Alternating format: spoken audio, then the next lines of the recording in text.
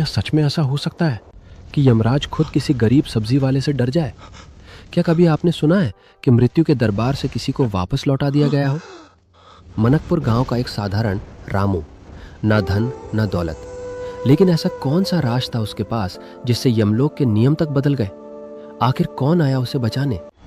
सच्ची घटना जानने के लिए वीडियो अंत तक जरूर देखिए। सब्जी ले लो, ताजा ताजा सब्जी ले लो, ताजा ताजा सब्जी ले लो। हम कब तक ऐसे ही सब्जी बेचकर गुजारा करते रहेंगे? आगे बच्चों का भविष्य भी है, इन्हें भी पढ़ना लिखना है। आप कुछ और काम क्यों नहीं देख लेते हैं ताकि हमारा गुजारा अच्छे से चल सके? ये सब बातें बाद में करेंगे। चलो अच्छा, अब बताओ हमारे पास कल बेचने के लिए कौन कौन सी सब्जी है? कल के लिए हमारे पास सिर्फ आलू, प्याज और लौकी बची है। अच्छा, बस यही है क्या? हाँ, अच्छा सुनो मेरा भाई, शहर की एक अच्छी कंपनी में काम करता है। अगर तुम कहो तो मैं कम इन उससे तुम्हारे लिए बात करूं। अगर वो कहीं आपके लिए कोई अच्छी नौकरी ढूंढ दे तो? नहीं, मैं ना तो राहुल से कभी ये पूछूंगा और ना ही तुमको पूछने दूंगा। हमारा गुजारा चल रहा है, हम पेट भर रोटी खा रहे हैं, इतना काफी है। रामू गरीब जरूर था, लेकिन आत्मसम्मान और संतोष उसका सबसे बड़ा खजाना था। उसे दूसरों के सामने हाथ फैलाना दवारा नहीं था। सुनो, कल जल्दी उठकर मेरी मदद करवा देना। मुझे कल सुबह जल्दी निकलना है, क्योंकि कल गुरुदेव जी के सत्संग का दिन है। तो मैं सुबह जल्दी बाजार जाकर सब्जी बेच आऊंगा और उधर से जल्दी लौट आऊंगा, ताकि गुरुदेव जी का सत्संग भी मैं शामिल हो पाऊं। और तुम भी तैयार रहना, घर आते ही हम सत्संग के लिए निकल चलेंगे। अच्छा कल सत्संग है क्या गुरुदेव का? अच्छा हुआ तुमने बता दिया। पास वाली दीदी भी सत्संग में चलने का बोल रहे थे। मैं उन्हें न्योता दे आऊंगी कल सत्संग में चलने के लिए। वो भी हमारे साथ चल पड़ेंगे।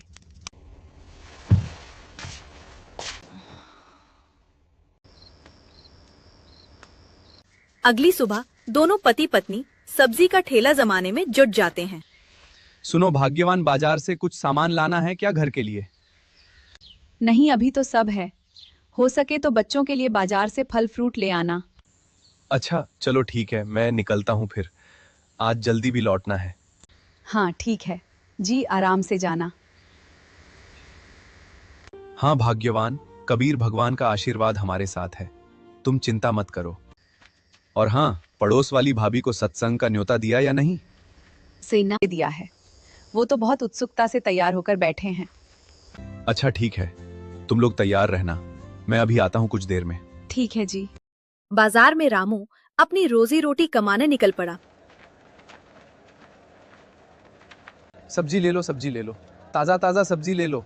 आलू, गोभी, बैंगन, लौकी। अरे भाई साहब, जरा इधर आना। मैं अक्सर आपसे सब्जियां खरीदती हूँ। आपकी सब्जियां बहुत ताजा होती हैं। हाँ बहन जी, हम बासी सब्जियां लाते ही नहीं हैं। अच्छा तो आप एक काम करो, मुझे 1 किलो आलू तोल दो। परंतु मेरे पास अभी पैसे नहीं हैं। मैं आपको ये पैसे कल लौटाऊंगी। बहन जी, पर मैं तो आपको जानता नहीं। अरे भैया, मैं यहीं रहती हूँ पास में। मेरा तो रोज का आना जाना है। आपके पैसे कहीं नहीं जाएंगे, चिंता मत करो। अच्छा ठीक है, ये लीजिए आपके 1 किलो आलू। बहुत बहुत धन्यवाद भाई साहब आपका। मैं आपको याद से ये पैसे लौटा दूंगी। हाँ हाँ ठीक है, मैंने कोई इतना बड़ा भी एहसान नहीं किया है। सब्जी ले लो, ताजा ताजा सब्जी ले लो। अरे ओ सब्जी वाले भाई, इधर आओ इधर आओ, मैं लूंगा सब्जी। अब आपको देखकर बहुत परिचित परिचित लगे। आप राहुल के मामा है ना? तुम सही कह रहे हो। वाह यार, बहुत जल्दी पहचान लिए, क्या बात है। बात यह है कि मैं राहुल का पड़ोसी हूँ, आपको पहले भी देखा था इसीलिए पहचान गया। अच्छा अच्छा अच्छा अच्छा, और बताओ कैसा है? राहुल और मेरी बहन कैसी हैं? बस ठीक है, अच्छे मजे में है। तुमसे मिलके खुशी हुई। मेरी बहुत सारी जमीन जायदाद है, मेरा कोई है नहीं, इसलिए मरने से पहले सब अपनी बहन के नाम कर दूंगा। अच्छा, एक बात कहनी है आपसे। क्या बात?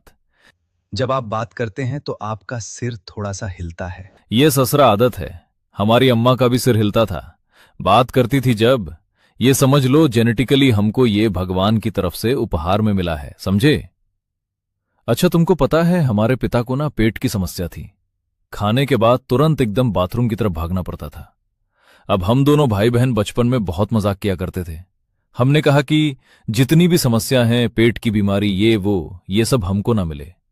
पर जब बड़े हुए तो देखा कि बहन को पिता की बीमारी मिली और मुझको माँ वाली सिर हिलाने की बीमारी मिल गई। वाकई में आप बड़े मजाकी आदमी हैं। हाँ, अरे भाई, दोस्तों के साथ मजे करना चाहिए, नहीं तो दोस्ती किस काम की। सही बात है। अच्छा, अब अपनी जमीन बहन को देंगे। कोई बच्चे बच्चे बच्चे नहीं है आपके? अरे तो बिना शादी के भी बच्चा बच्चा होता है क्या? अरे हम शादी नहीं किए तो बच्चा कहां से करेंगे? जानते हो काहे नहीं किए? शादी मतलब एक झंझट, हमको नहीं पालना झंझट वंझट, इसीलिए नहीं किए। अरे गजब इंसान है आप, मजा आ गया। पहली बार आपके जैसा कोई इंसान देखा है। अच्छा ये बताइए, सब्जी लेंगे? अरे तो क्या सब्जी नहीं लेंगे तो तुमको काहे के लिए रुकवाएं? तुम्हारे दर्शन के लिए सब्जी लेंगे। ये बताओ कि बैंगन हमको आधा किलो कितने का दिए, और आधा किलो ये आलू भी दे दो। अच्छा ये बताइए, खाना खुद ही बनाते हैं? अरे तो हम खाना खाते हैं, बनाने के लिए नौकर रखे हैं, वो बनाता है। चलिए ठीक है, ये लीजिए आपकी सब्जी। अब मैं चलता हूँ और आपकी बात आपकी बहन को जरूर बताऊंगा। हाँ ठीक है, बताना। चलो मिलता हूं फिर। दुनियादारी के अजीब और मजेदार रंग देखने के बाद रमेश वापस अपनी छोटी सी दुनिया यानी अपने घर लौटता है, जहां अब तैयारी थी उस सुकून की जो सिर्फ गुरु के चरणों में मिलता है। क्या हुआ जी, आज सब्जी की बिक्री नहीं हुई क्या? भाग्यवान, सब्जी तो बिकी है परंतु उधार। एक महिला आई और कही साहब मेरे पास पैसे नहीं है, सब्जी दे दो। बोल रही थी कि पैसे कल दे दूंगी। अब राम जाने पैसे आएंगे या नहीं। अच्छा चलो कोई बात नहीं, आप इतना मत सोचा करो। अब आप जल्दी से नहा लो, सत्संग का समय हो रहा है। पड़ोस वाली दीदी भी तैयार होकर बैठे हैं। हाँ, मैं अभी तैयार होकर आता हूँ। हाँ जी, तैयार हो गई। चलो चलते हैं गुरुदेव के सत्संग में। रामू, उसकी पत्नी और पड़ोस वाली भाभी सत्संग के लिए निकल पड़े। रास्ते में तीनों भक्ति की बातें करते जा रहे थे। अभी जी, गुरुदेव बताते हैं कि जो पूर्ण संत की शरण में आ जाता है, काल भी उसका कुछ नहीं बिगाड़ सकता। सच कहूँ भाभी, जब से नाम लिया है घर में शांति ही शांति है। बच्चे भी भक्ति में लग गए हैं। सच में मैं भी सोच रही हूँ नाम दीक्षा लेने का।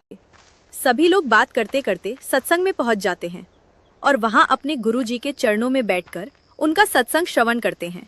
हे सत्संग प्रेमी आत्माओं, दुनिया में इंसान हर चीज से लड़ सकता है, बीमारी से, गरीबी से, दुश्मनों से, लेकिन एक चीज है जिससे दुनिया थर थर कांपती है, वो है मौत, वो है काल। काल किसी को नहीं बख्शता, चाहे राजा हो या रंक। लेकिन इस नाम में वो शक्ति है जो काल के नियम को भी बदल सकती है। जब एक जीव पूर्ण परमात्मा की शरण में आ जाता है, उनसे नाम दीक्षा ले लेता है, तो उस भगत का लेखा झोंका धर्मराज के पास से फाड़ दिया जाता है। कबीर जम जौरा डरे, मिठे कर्म के लेख, आदली आरत जो करे, घर में धरे विवेक। जिस भगत के सिर पर पूर्ण सद्गुरु का हाथ होता है, उससे यमराज भी डरता है। सत्संग श्रवण करने के बाद रामू का परिवार घर की ओर निकल पड़ता है। भाग्यवान, मैं बहुत थक गया हूँ, थोड़ा आराम कर लेता हूँ। अगर कोई काम हो तो जगा देना। ठीक है जी, आप सो जाइए, मैं तब तक घर का काम कर लेती हूँ। इधर धरती पर रामू अपने परिवार के साथ शांति से जीवन व्यतीत कर रहा था और उधर ऊपर यमलोक में रामू की मौत की तैयारी हो रही थी। चित्रगुप्त जी, जल्दी अपनी किताब में लिखकर बताओ, पृथ्वी लोक से और किसे लाना है? जी महाराज, अभी बताता हूँ। महाराज, मनकपुर गांव से एक रामू है जो सब्जी विक्रेता है। ठीक है चित्रगुप्त जी, मैं अभी यमदूतों को भेजकर उसे बुलाता हूँ। यमदूतों के दरबार में पेश हो। तुम्हें अभी इसी वक्त पृथ्वी पर पहुंचकर एक रामू नाम के सब्जी विक्रेता को लाना है। ध्यान रखना, पिछली बार की तरह इस बार कोई गलती और देर नहीं होनी चाहिए। जी महाराज, आदेश हो। जी महाराज, इस बात का पूरा ध्यान रखा जाएगा। यमलोक से दूत निकल चुके थे कबीर परमात्मा के भगत को यमलोक ले जाने। रामू दिन में भारी थकान होने के कारण काफी गहरी नींद में सोया हुआ था। यमदूत अपने काम में जुट जाते हैं और रामू को यमलोक की ओर लेकर निकल जाते हैं। अरे तुम लोग कौन हो और मुझे कहाँ लेकर जा रहे हो? अरे अभी रुक, तुम्हें सब पता लग जाएगा हम कौन हैं और कहां से आए हैं। अरे ये तो यमलोक लगता है। महाराज, पृथ्वी लोक से रामू नाम के प्राणी को ले आए हैं। मृत्यु का वह दरबार जहाँ बड़े बड़े सूरमाओं के पसीने छूट जाते थे, आज वहाँ एक साधारण सब्जी वाला रामू निडर खड़ा था। यमराज की डरावनी आंखों में देखने की हिम्मत बस वही कर सकता था जिसके सिर पर पूर्ण ब्रह्म का हाथ हो। तो ये है वो जिसने यमलोक का मेहमान बनने का सौभाग्य पाया है। हाँ, क्यों रे प्राणी, यहाँ आने के बाद तो बड़े बड़े कांप जाते हैं, पर तेरे चेहरे पर ना तो कोई डर है, ना मौत का कोई गम। लगता है तुझे पता नहीं तू किसके सामने खड़ा है। प्रणाम यमराज जी। डरना कैसा महाराज? महाराज, जब तक बच्चा अकेला होता है तब तक डरता है, पर जब पिता का हाथ सिर पर हो तो डर कैसा? अरे मूर्ख, यहाँ पर तेरा कोई पिता या रक्षक नहीं है, यहाँ सिर्फ धर्मराज का राज चलता है। चित्रगुप्त, जरा इसका बही खाता तो खोलो, देखें इसने कितने पुण्य और पाप किए हैं। इसको इसकी औकात दिखानी होगी। महाराज, वही खाता खोलने का कष्ट मत कीजिए, वहां आपको कुछ नहीं मिलेगा। क्या मतलब? जुबान लड़ाता है हमसे? नहीं महाराज, मैं तो सत्य कह रहा हूँ। पाप और पुण्य का हिसाब तो उनका होता है जो काल के जाल में फंसते हैं। मैं तो बंदी छोड़ कबीर साहब का दास हूँ। मेरे कर्मों का लेखा जोखा आपके पास नहीं, मेरे सदगुरु के पास है। हाँ, मूर्खता की भी हद होती है। तीनों लोकों में ऐसा कोई प्राणी नहीं जिसका हिसाब मेरे पास न हो। यमराज जी, आप मृत्यु के देवता हो सकते हैं, लेकिन मेरे गुरुदेव मृत्यु को भी मात देने वाले पूर्ण परमात्मा हैं। आपकी कलम मेरे नाम पर नहीं चल सकती। बहुत हो गया तेरी यह ठिठाई, अब सहन नहीं होगी। यमदूतों, डाल दो इसे खोलते हुए तेल की कढ़ाई में। हे मेरे मालिक, अब मेरी रक्षा आपके हाथ में है। जैसे ही रामू ने सच्चे मन से अपने मालिक को पुकारा, पूरा यमलोक प्रकाश से भर उठा। उसी दिव्य प्रकाश में प्रकट हुए बंदी छोड़ कबीर साहिब जी। हे मेरे मालिक, हे पालनहार, आप आ गए। मुझे पता था आप जरूर आओगे। दास का प्रणाम स्वीकार करें प्रभु। त्राहिमाम, त्राहिमाम, क्षमा पूर्ण परमात्मा, क्षमा। धर्मराज, ये क्या अनर्थ कर रहे थे तुम? क्या तुम भूल गए जिस जीव ने मेरा नाम धारण कर लिया उस पर तुम्हारा अधिकार नहीं? क्षमा प्रभु, क्षमा। हे अंतर्यामी, हमसे भारी भूल हो गई प्रभु। हम अज्ञानी हैं, आपकी लीला को समझ नहीं पाए।